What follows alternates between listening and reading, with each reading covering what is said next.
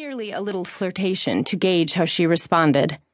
Her touch sent an unexpected ripple of energy up his arm, and he narrowed his eyes, studying her more closely. "What are you, girl?" He hadn't felt that kind of energy often, and certainly not in recent years. Cheap clothes or not, this girl was no ordinary human. Possibly a psychic, or even a witch. Whatever she turned out to be, rare magical abilities were far too valuable to be wasted on a convenience store clerk in an Atlanta suburb. His dinner entree grew more interesting by the moment. "Would you like your cigars in a bag?" She handed his change to him. "No, I'll put them in my jacket pocket." He wanted to touch her again, and felt the same tingle from her fingertips when she laid the coins and the small cigar box in his palm. He wrapped his fingers around hers before she could pull away, and her gaze rose to meet his. She was curious, a bit confused, but not fearful. Not yet, anyway. Nothing alarming about a dark-suited, middle-aged man across the counter buying a harmless little box of cigars.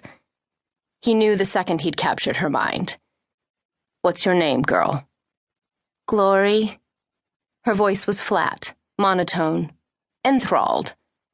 "Gloriana Cummings." "What time do you leave work, Gloriana?" "At 11.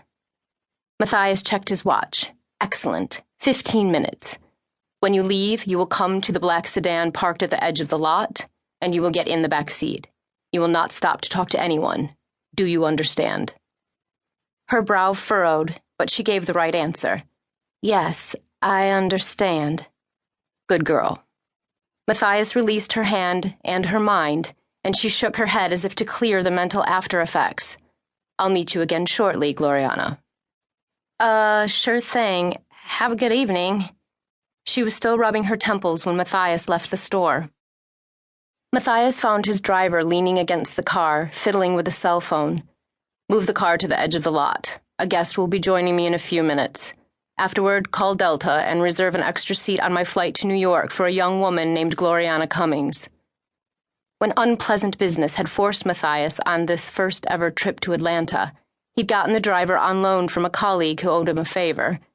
He found the city lacking in charm, overcrowded with traffic, and crammed full of modern skyscrapers without a hint of personality.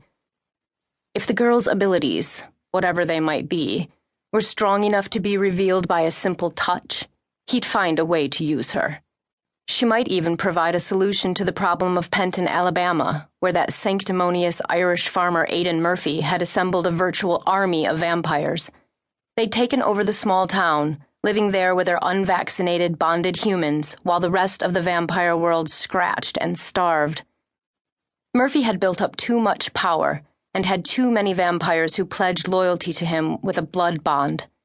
He could overthrow the authority of the Vampire Tribunal once he'd finally had enough of hiding out in his rural backwater. Matthias had no doubt he would tire of the rural life eventually. It was no place for a master vampire.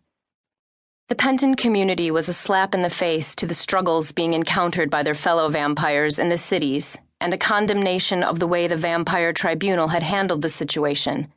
Not to mention his ingrate son, William, had thrown in his lot with Murphy. He thought he'd found the solution, sending in Aidan Murphy's brother to kill him and break up his town. Today, though, he'd gotten confirmation that Aidan's would-be assassin was dead, along with a small scathe of vampire companions, mostly bought and paid for by Matthias. Now he had cleanup to do, making sure no one would ever link him to the fiasco. This girl might help in some way. Until Murphy broke vampire law, Matthias couldn't convince the tribunal to take official action against him. But witches and psychics always proved themselves useful.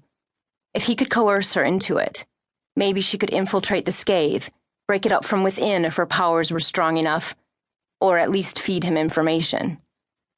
First, he might as well put out a couple of fires. Matthias slid the panel closed between the front and back seats and called his Virginia estate manager. Shelton answered immediately. "Thank God, Matthias, I've been trying to reach you for hours. You're not going to believe what I have had locked up in your basement since last night." "Spit it out."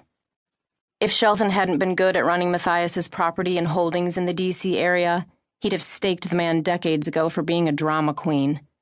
The Slayer.